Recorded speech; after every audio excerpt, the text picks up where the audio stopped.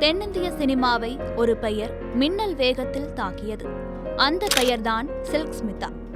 ஒய்யாரமான நடனம், காந்தம் போல் சுண்டி இழுக்கும் கள்ளங்கபடமற்ற கண்கள், திரையில் தோன்றியவுடன் ரசிகர்களை மெய்மறக்க வைக்கும் கவர்ச்சி, கிறங்கடிக்கும் குரல் ஆகியவை அவரை ஒரு சினிமா ஐகானாக மாற்றின.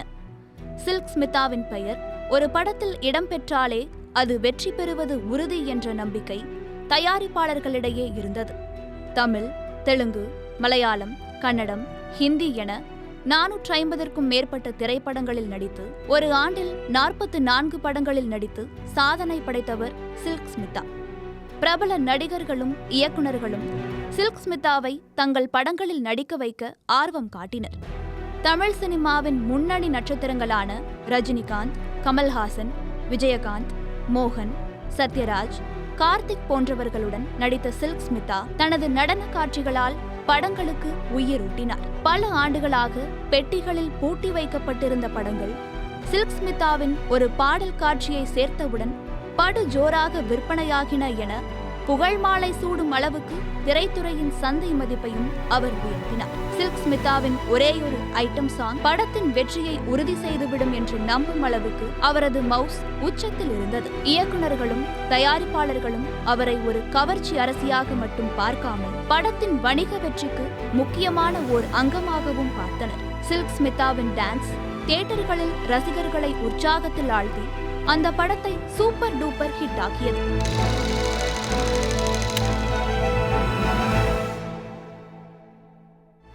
விஜயலட்சுமி வாட்லபதி என்ற இயற்பெயர் கொண்ட சில்க் ஸ்மிதா 1960ஆம் ஆண்டு டிசம்பர் 2ஆம் தேதி ஆந்திர பிரதேசத்தின் எலூரு மாவட்டத்தில் உள்ள கோவலி கிராமத்தில் தெலுங்கு பெற்றோரான ராமலு மற்றும் சரசம்மாவுக்கு மகளாக பிறந்தார். ஆந்திராவில் பிறந்திருந்தாலும் அவருடைய பூர்வீகம் தமிழ்நாட்டின் கரூர் என சொல்லப்படுகிறது.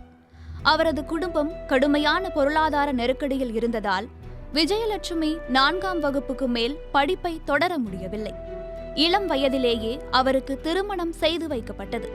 ஆனால் அந்த திருமணம் அவருக்கு மகிழ்ச்சியை தரவில்லை.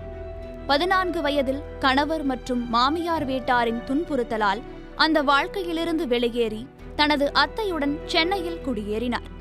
சினிமா துறையில் விஜயலட்சுமி ஒரு மேக்கப் ஆர்டிஸ்டாக தனது பயணத்தை தொடங்கினார். மேக்கப் ஆர்டிஸ்டாக இருந்தாலும் சினிமாவில் நடிக்க வேண்டும் என்ற தனியாத ஆர்வம் கொண்டிருந்தார். நடிகை அபர்ணாவுக்கு மேக்கப் போடும் பணியில் ஈடுபட்டிருந்த அவர் படப்பிடிப்பு தளங்களுக்கு அடிக்கடி சென்று வந்தார். அங்கு அவரது அழகும் இளமையும் பலரது கவனத்தை ஈர்த்தன. இந்த காலகட்டத்தில்தான் இயக்குநர்களின் பார்வையில் விழுந்த விஜயலட்சுமி சினிமாவில் நடிக்க வேண்டும் என்ற தனது கனவை நனவாக்குவதற்கான முதல் அடியை எடுத்து வைத்தார். சில்க் ஸ்மிதாவின் சினிமா பயணம் தொடங்கியது இயக்குனர் ஆண்டனி ஈஸ்ட்மேனின் இணையே தேடி என்ற மலையாள படத்தின் மூலம்தான். இந்த படத்தில் அவர் முதன்மை கதாபாத்திரத்தில் நடித்தார். இயக்குனர் அவருக்கு ஸ்மிதா என்ற பெயரை சூட்டினார். ஆனால் அவருக்கு உண்மையான புகழை தேடி தந்தது 1979ஆம் ஆண்டு வெளியான தமிழ் திரைப்படமான வண்டி சக்கரம்தான். நடிகர் வினு சக்கரவர்த்தியால் தமிழ் சினிமாவில் அறிமுகப்படுத்தப்பட்ட ஸ்மிதா அவர் நடித்த சில்க் என்ற கதாபாத்திரம் மூலமே பிரபலமானார். அந்த பெயரே அவருக்கு அடையாளமாகவும் அதுவே அவரது திரைப்பெயராகவும் உருவெடுத்தது. தொடக்கத்தில் சில்க் ஸ்மிதா சிறிய கதாபாத்திரங்களிலும் கவர்ச்சி நடன காட்சிகளிலும் தோன்றினார். ஆனால் அவருடைய ஒய்யாரமான தோற்றமும் தனித்துவமான நடன அசைவுகளும் விரைவில் பிரபலமாக்கின. வண்டி சக்கரம் படத்தின் வெற்றிக்கு பிறகு அவர் பல இயக்குநர்களின் கவனத்தை ஈர்த்தார். சில்க் ஸ்மிதா நடிப்பு, நடனம் மற்றும் ஆங்கிலம் கற்க இயக்குனர் வினு சக்கரவர்த்தி ஏற்பாடு செய்தார். இது சில்க் ஸ்மிதாவின் திரைத்துறையின் வளர்ச்சிக்கு பெரிதும் உதவியது.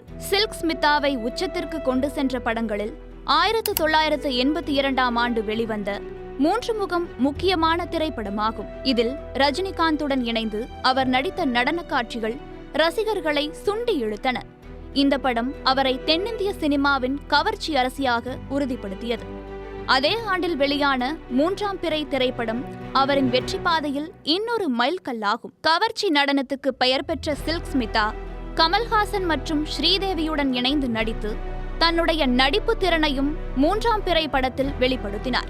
3ஆம் பிறை ஒரு கிளாசிக் திரைப்படமாக கருதப்படுவதோடு இதில் நடித்த சில்க் ஸ்மிதாவின் கதாபாத்திரம் இப்போது வரை விமர்சகர்களால் பாராட்டப்படுகிறது. சில்க் ஸ்மிதாவின் நடன காட்சிகளுக்காக குறிப்பாக அமரன் மற்றும் கன்னட படமான ஹல்லி மேஸ்ட்ரு போன்ற படங்களை பார்க்க ரசிகர்கள் திரையரங்குகளுக்கு படையெடுத்தனர். சில்க் ஸ்மிதாவின் கவர்ச்சி நடனமும் ஆற்றல் மிக்க நடிப்பும் படங்களின் வணிக வெற்றிக்கு முக்கிய காரணமாக இருந்தது. தயாரிப்பாளர்கள் அவரை ஒரு பாடல் காட்சிக்காக மட்டுமே ஒப்பந்தம் செய்தாலும் அது படத்தின் வெற்றிக்கு உத்தரவாதமாக இருந்தது. முன்னணி நட்சத்திரங்களுக்கு இணையாக தென்னிந்திய திரைத்துறையில் சில்க் ஸ்மிதாவும் கொண்டாடப்பட்டார். சில்க் என்ற 3 எழுத்துக்கள் திரையில் தோன்றியவுடன் ரசிகர்கள் சிலுக்கு சிலுக்கு என்று உற்சாகத்தில் கத்துவார்கள்.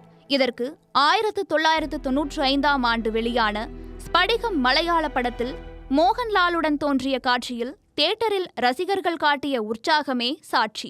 சிறந்த நடிகையாக வலம் வர வேண்டிய சில்க் ஸ்மிதா ஐட்டம் சாங் நடிகை என்ற அளவில் சுருக்கப்பட்டார். ஊடகங்கள் பெரும்பாலும் சில்க் ஸ்மிதாவை கவர்ச்சி நடிகையாகவே கட்டம் கட்டின. இதனால் பாடல்களுக்கு கவர்ச்சி நடனம் ஆடும் கதாபாத்திரமே அவரை தேடி வந்தன. 1980களில் சில்கின் கவர்ச்சி நடனம் இல்லாத திரைப்படங்களே வெளியாகவில்லை என்று சொல்லும் அளவுக்கு அவருடைய கால் ஷீட் நிரம்பி வழிந்தது. கவர்ச்சி நடனத்தை தாண்டி தான் ஒரு சிறந்த நடிப்பு கலைஞர் என்பதை அவர் கிடைத்த வாய்ப்புகளிலெல்லாம் நிரூபித்தார். அலைகள் ஓய்வதில்லை, நீங்கள் கேட்டவை, தாலாட்டு கேக்குதம்மா போன்ற திரைப்படங்களில் கேரக்டர் ரோலில் நடித்த சில்க் ஸ்மிதா கவர்ச்சி நடனத்தை தாண்டி தனக்கு நன்றாக நடிக்கவும் தெரியும் என நிரூபித்தார். சில்க் ஸ்மிதாவின் வாழ்க்கை புகழின் உச்சத்தில் மட்டுமே நிலைத்திருக்கவில்லை, நீடித்திருக்கவில்லை. அவருடைய தனிப்பட்ட வாழ்க்கை பல சவால்களால் சூழ்ந்திருந்தது. சினிமாவில் வெற்றி பெற்ற பிறகும் அவருக்கு நம்பகமான நண்பர்கள் மிக குறைவாகவே இருந்தனர். அவரது கராரான குணமும் நேர்மையான பேச்சும் சிலரால் ஆணவமாக தவறாக புரிந்து கொள்ளப்பட்டது. சினிமாவில் அவர் கவர்ச்சி கதாபாத்திரங்களில் மட்டுமே தொடர்ந்து நடிக்க வேண்டிய நிலை ஏற்பட்டது. இது அவரது நடிப்பு ஆற்றலை முழுமையாக வெளிப்படுத்த விடாமல் தடுத்தது. 1981ஆம் ஆண்டு வெளியான அலைகள் ஓய்வதில்லை போன்ற படங்களில் அவரது நடிப்பு விமர்சகர்களால் பாராட்டப்பட்டாலும் நடிப்பு திறனை வெளிப்படுத்தும் கேரக்டர் ரோல் அவருக்கு குறைவாகவே கிடைத்தன. தனிப்பட்ட வாழ்க்கையில் நிதி நெருக்கடிகளாலும் உற்ற நண்பர்கள் ஏமாற்றியதாலும் சில்க் ஸ்மிதா கடும் மன அழுத்தத்திற்கு ஆட்பட்டார். ஒரு மருத்துவரை திருமணம் செய்து கொண்டதாகவும் அவர் சில்க் ஸ்மிதாவின் லட்சக்கணக்கான பணத்தை திரைப்பட தயாரிப்பில் முதலீடு செய்து நஷ்டமடைந்ததாகவும் கூறப்படுகிறது. இதனால் பெரும் நிதி இழப்புக்கு ஆளானதோடு கடும் மன உளைச்சலுக்கும் ஆளானார். 1996ஆம் ஆண்டு செப்டம்பர் 23ஆம் தேதி சில்க் ஸ்மிதா சென்னையில் உள்ள தனது குடியிருப்பில் தூக்கில் தொங்கிய நிலையில் கண்டெடுக்கப்பட்டார். அப்போது அவருக்கு வயது 35 தான். வாழ்க்கையை அனுபவித்து வாழத் தொடங்கும் வயதில் தன்னுடைய பயணத்தை முடித்துக் கொண்டார் சில்க். மரணத்திற்கு முந்தைய இரவு அவர் தனது நண்பர் அனுராதாவை தொடர்பு கொண்டு தன்னை தொந்தரவு செய்யும் ஒரு முக்கியமான பிரச்சனையை பற்றி பேச விரும்பியதாக கூறியிருக்கிறார். ஆனால் அனுராதா அவரை சந்திக்க முடியாத நிலையில் அடுத்த நாள் காலையில் சில்க் ஸ்மிதா மரணமடைந்திருக்கிறார். பிரேத பரிசோதனையில் அவரது உடலில் அதிக அளவு மது இருந்தது கண்டறியப்பட்டது. இதனால் அவர் தற்கொலை செய்து கொண்டதாக முடிவு செய்யப்பட்டது. இருப்பினும் அவரது மரணத்தின் உண்மையான காரணம் இன்று வரை மர்மமாகவே இருக்கிறது. சில்க் ஸ்மிதாவின் மரணம் தென்னிந்திய சினிமாவில் பேரதிர்ச்சியை ஏற்படுத்தியது. அவரது மறைவு ரசிகர்களையும் திரைப்பட துறையினரையும் ஆழ்ந்த சோகத்தில் ஆழ்த்தியது. சிலுக்கு சிலுக்கு என்று உற்சாகமாக கூக்குரலிட்ட ரசிகர்கள் அவரது மறைவால் மௌனமானார்கள். 2011ஆம் ஆண்டு சில்க் ஸ்மிதாவின் வாழ்க்கையை அடிப்படையாக கொண்டு வித்யா பாலனின் நடிப்பில் தி டர்ட்டி பிக்சர் என்ற திரைப்படம் வெளியானது. அவருடைய வாழ்க்கையின் ஏற்ற இறக்கங்களை இந்த படம் சித்தரித்தது. சில்க் ஸ்மிதாவின் மரணம் அவரது புகழையும் தனிப்பட்ட வாழ்க்கையில் அவர் எதிர்கொண்ட கஷ்டங்களையும் மீண்டும் வெளிச்சத்திற்கு கொண்டு வந்தது. விஜயலட்சுமியாக ஏழை குடும்பத்தில் ஆந்திராவின் எங்கோ ஒரு மூலையில் பிறந்தவர் சில்க் ஸ்மிதாவாக இந்திய திரைத்துறையில் இன்றும் புகழோடு பேசப்படுகிறார். அவரது கதை, கனவு, உழைப்பு மற்றும் சவால்களுக்கு மத்தியில் தன்னை உயர்த்தி கொள்ள முயன்ற ஒரு பெண்ணின் பயணத்தையும் போராட்டத்தையும் பிரதிபலிக்கிறது. சில்க் ஸ்மிதாவின் பெயரும் நினைவும் இந்திய சினிமாவில் ஓர் ஒய்யாரமான நட்சத்திரமாக எப்போதும் பிரகாசிக்கும்.